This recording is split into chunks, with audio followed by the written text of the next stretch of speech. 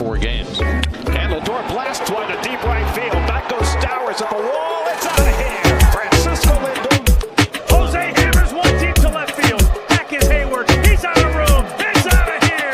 And the Guardians will play from in front. Acuna to right field. And deep. And gone.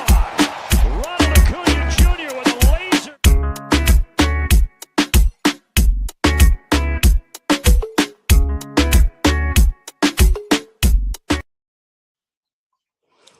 You are now listening to and watching the Baseball Aficionado podcast. Happy to be back with you once more.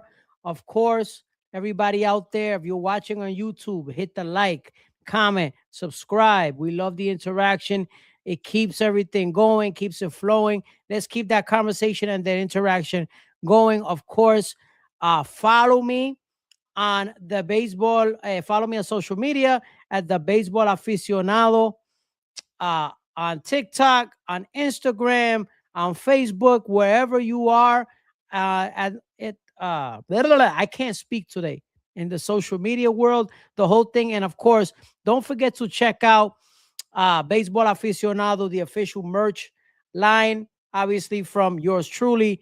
I got hats, got tees, hoodies, sweatshirts, all kinds of great merch inspired by Latino baseball culture and more. Check it out. BBAficionado.com.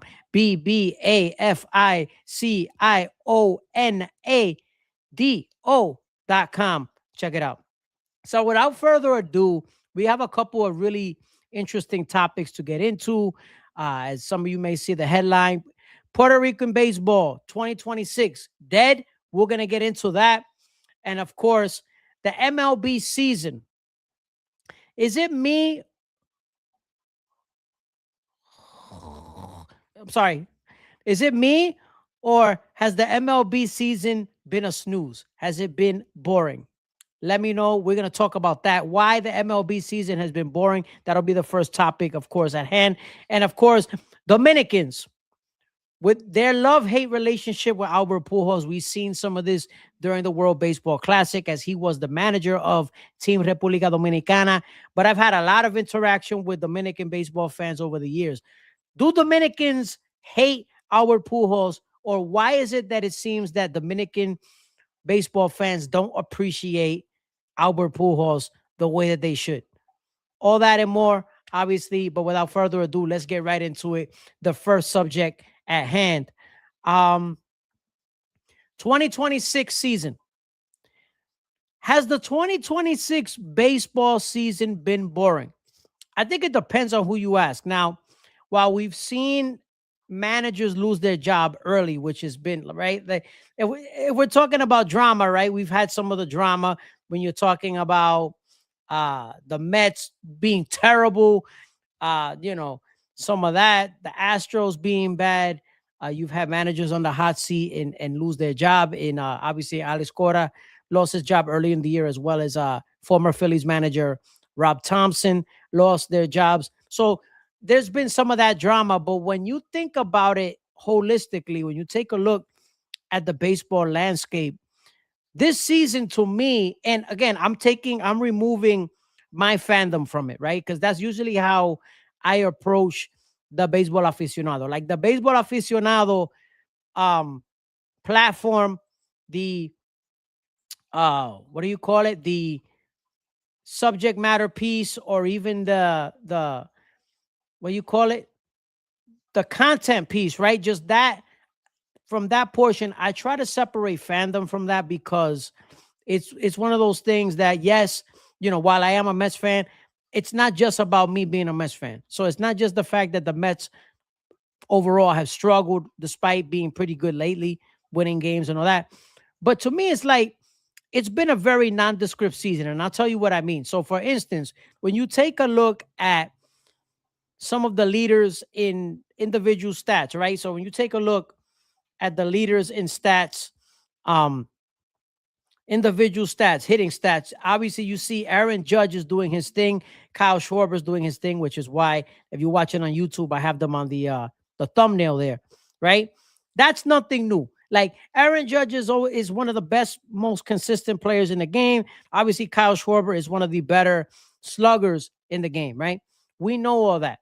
But just seeing it, right? So we see in Major League Baseball, Kyle Schwarber leads the pack with 18 homers. Aaron Judge is right behind him, 16. Okay, that's nothing new. Then we look, let's see, at the RBI end. Then on the RBI end, you have Liam Hicks, the catcher.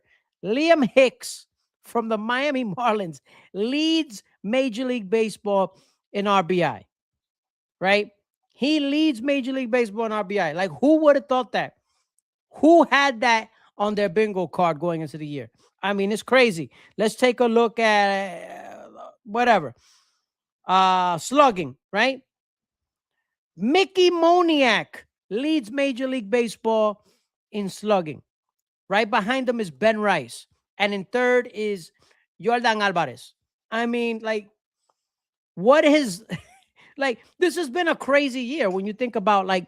So I think, it's a little strange, right? So when you take a look at also guys like Otto Lopez, Shane Langoliers having really good years, Ildemaro Vargas coming out of nowhere, Troy Johnson having a pretty good year, Josh Jung having a good year.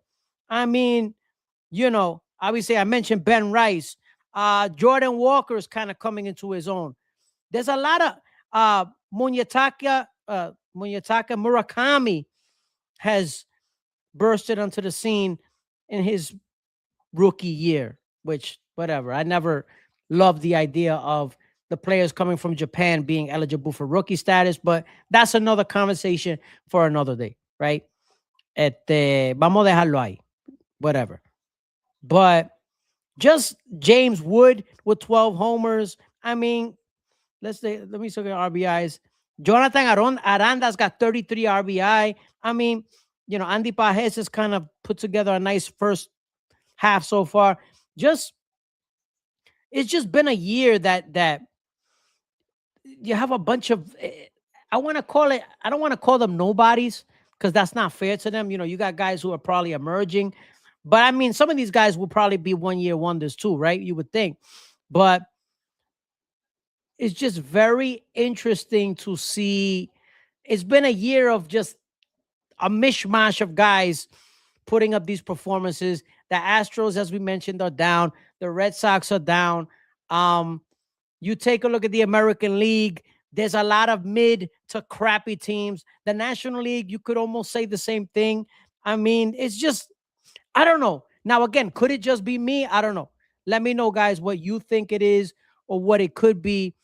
But in my opinion, in my humble opinion, I feel like, there's a lot of mid. There's a lot of nondescript player performances, and a lot of teams are not playing up to par. And injuries. There's been a ton of injuries. You take a look at all the injuries and all the nonsense that's going on with on that front. It's kind of, it's kind of alarming when you take a look at that, right? It's like, what's going on with all these injuries? Like, all these guys hurt. I mean, top that off with the fact that Fernando Tatis Jr. hasn't hit a home run yet. It's just been and a lot of that, and also a lot of superstars are having down years. You look at Jose Ramirez is not having a good year. You're looking at Fernando Tatis, as I just mentioned, hasn't hit a homer yet. Is having a down year. Vladimir Guerrero Jr. has not had the best year of his career to start, right? Relatively mid. Yordan Alvarez is killing it, as we know. But there's just been a lot of, I don't know, there's been a lot of underachieving players too this year. Bo Bichette hasn't done well with the Mets. There's just been a lot of reasons for why I think that the MLB season has been boring to me, at least so far early on. And another factor too that I want to bring up, and it may not be fair. It may not be fair, right? When we're talking holistically, hold on, as I'm looking up some stats here. Shohei Ohtani's not had a good year for his standards. He's not. That could be part of it too. If you take a look at Shohei Ohtani's stats, he's not lighting up the world relative to what he can do. Definitely not. I mean, 7 homers, 17 RBI, 240 batting average. I mean, that's not very Shohei like, and that's a surprise. When you think about what Shohei usually does, that's pretty surprising. So these are all the factors plus what I mentioned before for why it hasn't been it's been an uneventful season, but hopefully it picks up at some point. So let me go to the next thing I wanted to mention because it's been a very como te digo, it's been a very interesting thing. So recently, legendary first baseman Albert Pujols, who we know managed Team República Dominicana in the last World Baseball Classic, right?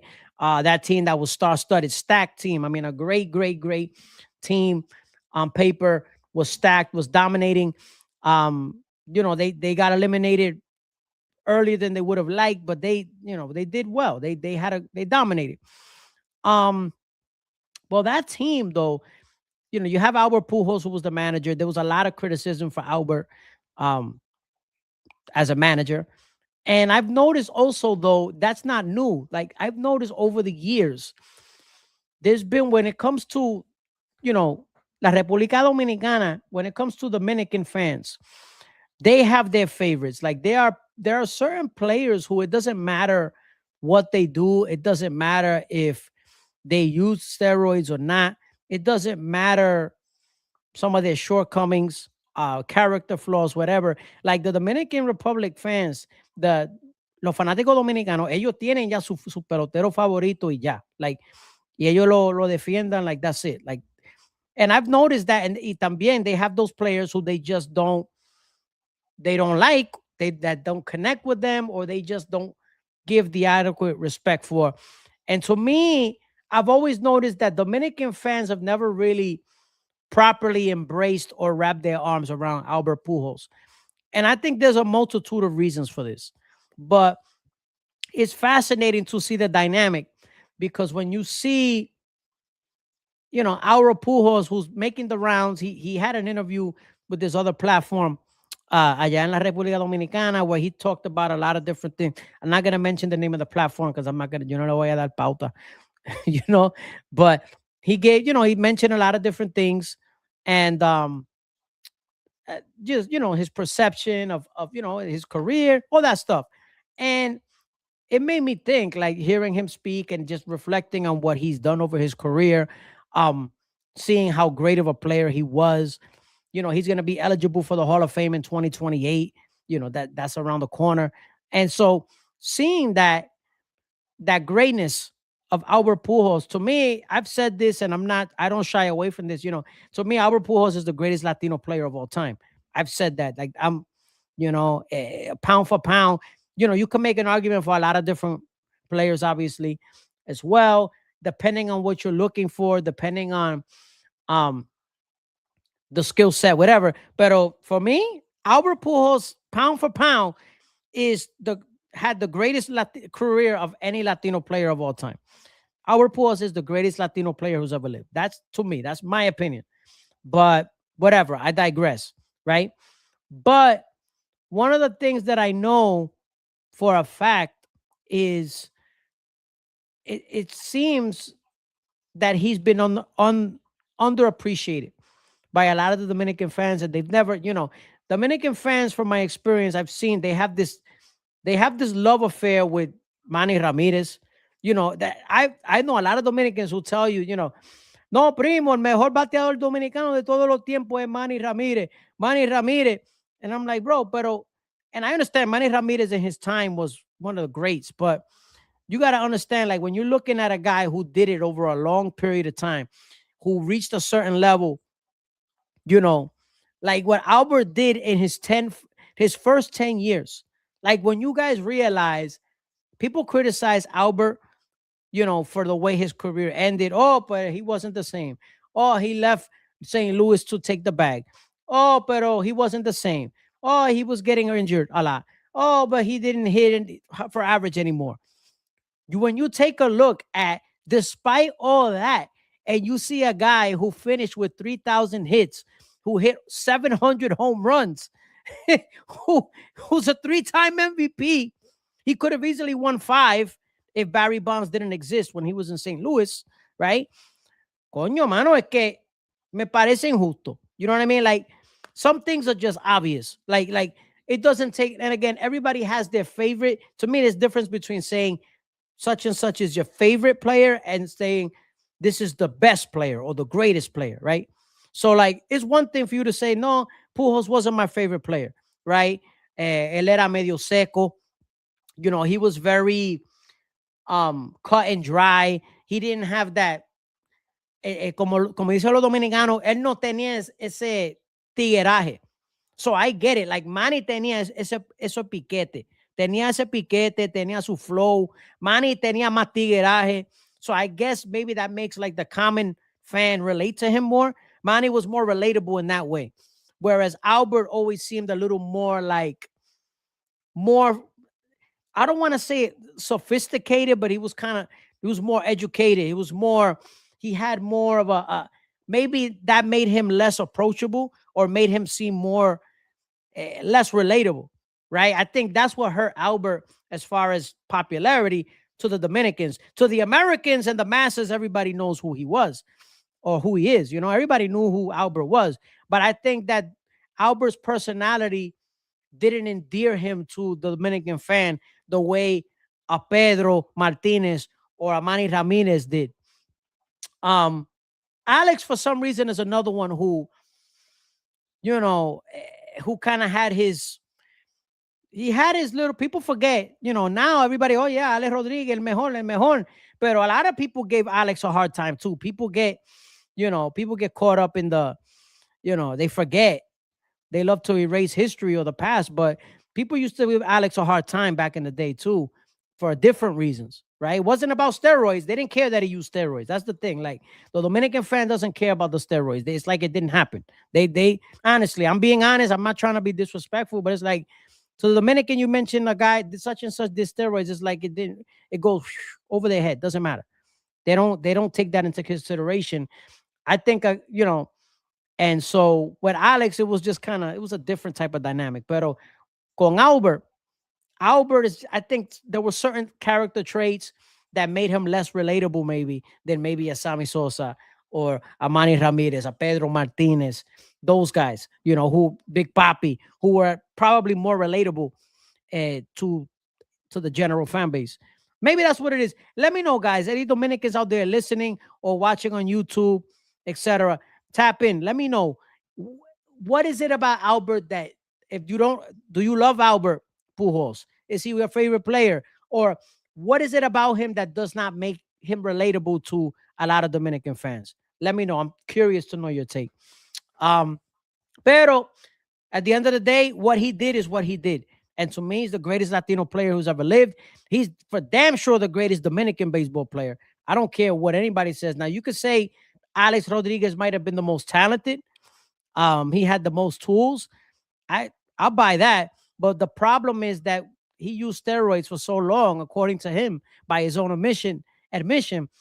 How much of that is due to steroids? So to me, he's going to always have that what if or that asterisk. So for that, I got to say, when you got a guy like Albert, who was a complete ball player, great hitter, a leader, postseason performer, power, average, won Gold Gloves at the position at first base, you know, had no scandals while he played, nothing like that. To me, a guy who did that and did it clean through his whole career, didn't fail drug tests, there were no suspicions, nothing like that. To me, that guy always gets the nod ahead of, you know, anybody who was implicated with steroids or who failed drug tests. So that's just me. So let's get to this right here. Puerto Rico Baseball Dead in 2026. MLB. So I have to say this, right? So mind you, So I wake up this morning, and what I always do is, before posting anything on social media, before doing anything like that, I like to check. A mí me gusta chequear la noticia, las redes, wherever, right? To try to see, even sometimes the TV, whatever, early in the morning, to kind of get the day started and figure out if there's any news, right? Any baseball news. Are there any topics? Are there any rumors? Is there anything brewing behind the scenes that I should know about, right? Baseball wise. I always do that to kind of familiarize myself and figure out whatever, right? What's going on? Keep myself up to speed. Well, I go out. So, of course, while I'm scrolling on Google, I see Edwin Diaz, and I find out this whole thing with Edwin Diaz that made me say, man, and it just brought this whole thing to a head. It's like it brought this idea to say, man, like when you think about Puerto Rican baseball in 2026, it's been such a terrible year. Like that, anything that could go wrong has gone wrong. Like it has been a terrible year. Forget the fact that Puerto Rico does not have a lot of representation right now in the big league level. Fine, whatever. But whatever representation that Puerto Rico had, all of its best players are gone. Literally, like they're all wiped out. Like in a matter of weeks, they were just wiped out. You had Edwin Diaz, then you have Francisco Lindor, Carlos Correa, Javier Báez, José Berríos, all out, gone, with all different timetables. And actually, most of those guys are going to be out for the whole year, with the exception of maybe Edwin Diaz and Lindor will come back at some point. We just don't know when, right? Probably months from now. Who knows, right? So I'm looking at that, and all the while I'm thinking, okay, what else can go wrong? Well, it has been reported that Edwin Diaz has recently been linked by media reports to illegal cockfighting controversy in Puerto Rico.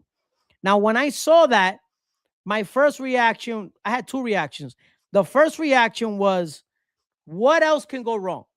That like we can't get a freaking break. Like, I mean, outside of Jose Feliciano buying the Padres, what Puerto Rican baseball news has there been? There's another story, but I will get to it in a minute, right? But I'm looking at this and I'm like, damn. And then the other thing that caught my attention was like illegal cockfighting in Puerto Rico. But I'm like, isn't cockfighting legal in Puerto Rico? Right? I'm thinking about it. I'm like, isn't cockfighting legal in Puerto Rico? And then the other thought I had was, I know that they had been trying to make it illegal in Puerto Rico. So I go back and I do research. So I go back, I got to look around. What bill has been passed, right? Has there been a bill passed? What legislation? What is there a law, right?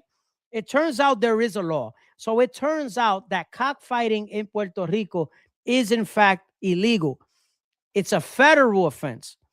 It is by federal law, it is illegal, right? And I went back, I saw this was brought down back in 2019. There was a federal ban, which was an amendment to the Federal Animal Welfare Act, which went into effect. It made it illegal to sponsor, participate in, or attend animal fighting events across all U.S. territories, including Puerto Rico. Now, what I know is this as well.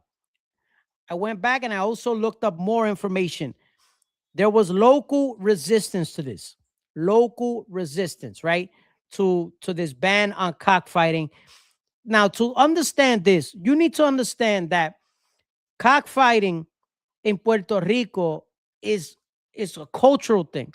It's a cultural thing, and it's actually a big economic thing. Like there were legitimate businesses, legal establishments that generated thousands upon thousands, if not, maybe thousands and hundreds of thousands of dollars in the economy of Puerto Rico, if not more, probably more. But I'm just being conservative with the guess, right? And so, whatever.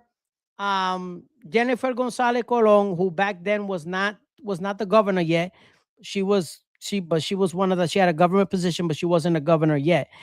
She went with the rest of the, Puerto Rican government, and they went and they tried to appeal it. But back in 2021, the U.S. Supreme Court declined to even hear the case, and so that stayed like that.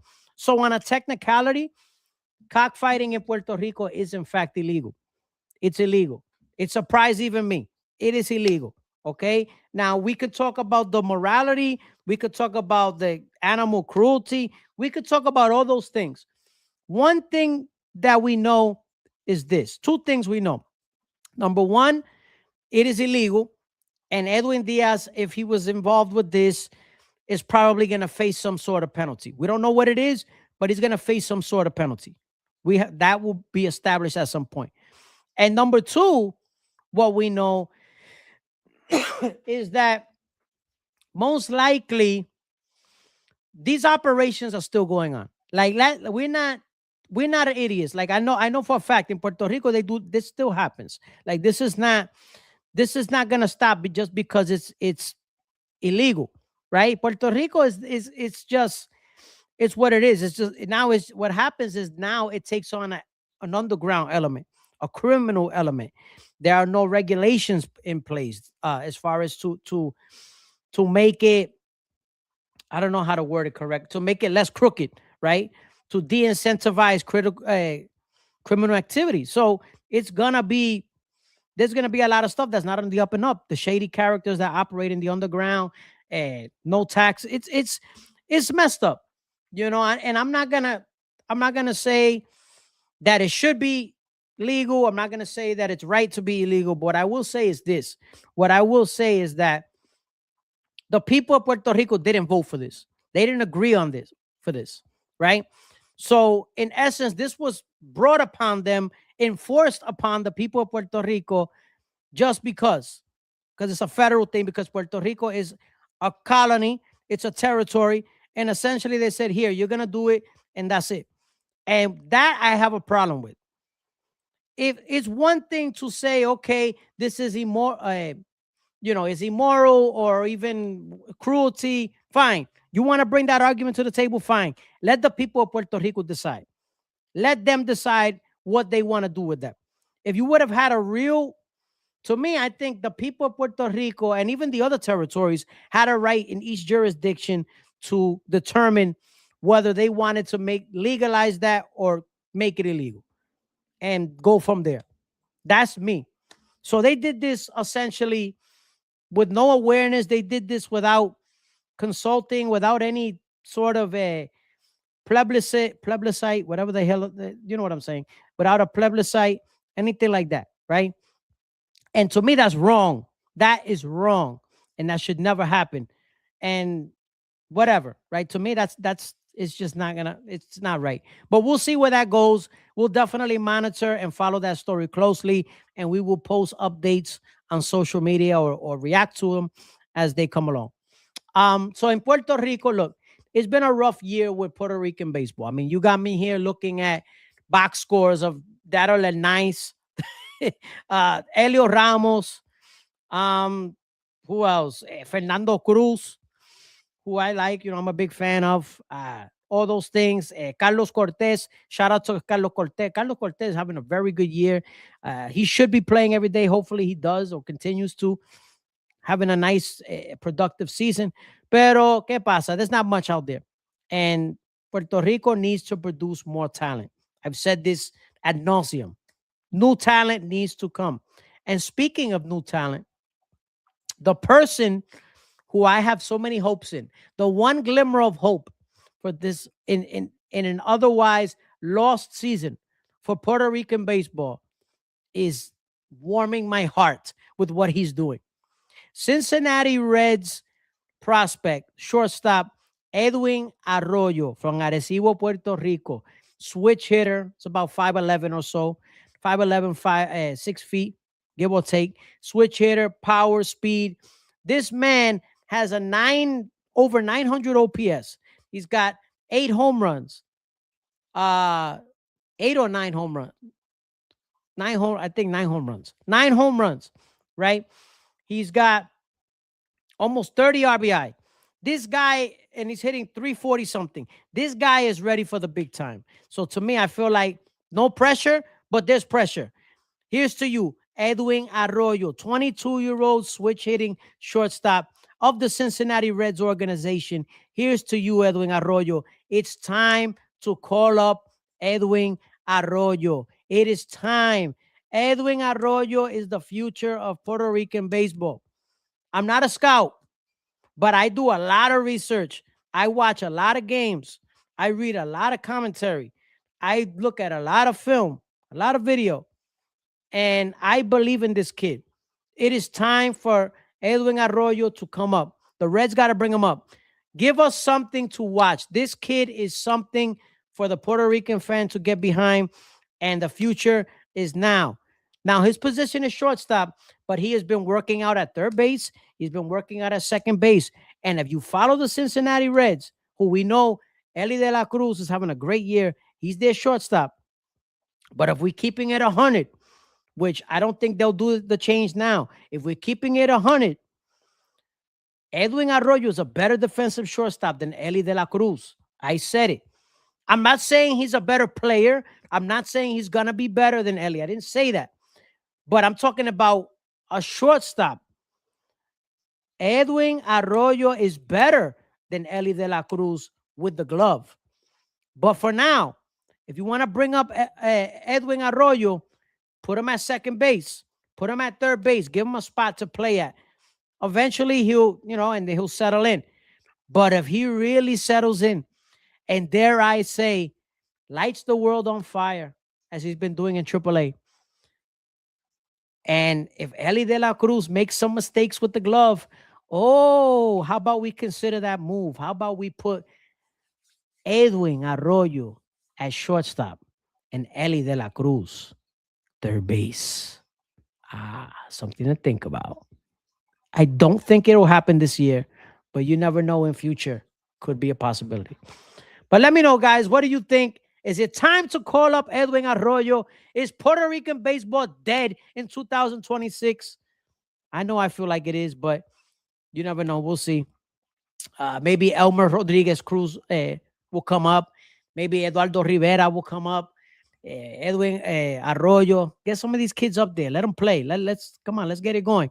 Let's get some more Puerto Ricans in the majors. Let's go. Anyway, let me know, guys. And also let me know what you think. What are your thoughts on what I said about Albert Pujols? And has this season been boring in your estimation? Has this been a very nonchalant, uneventful baseball season in 2026? Of course, all that. And thank you for listening and watching where you get your podcast, and on YouTube, of course, the whole thing. And as always, live life as if you're in a 3-2 count. Until next time. Oh, no. Wait, scratch that. Don't forget to follow me on social media, The Baseball Aficionado, on all platforms. And of course, shop the website, bbaficionado.com. Until next time.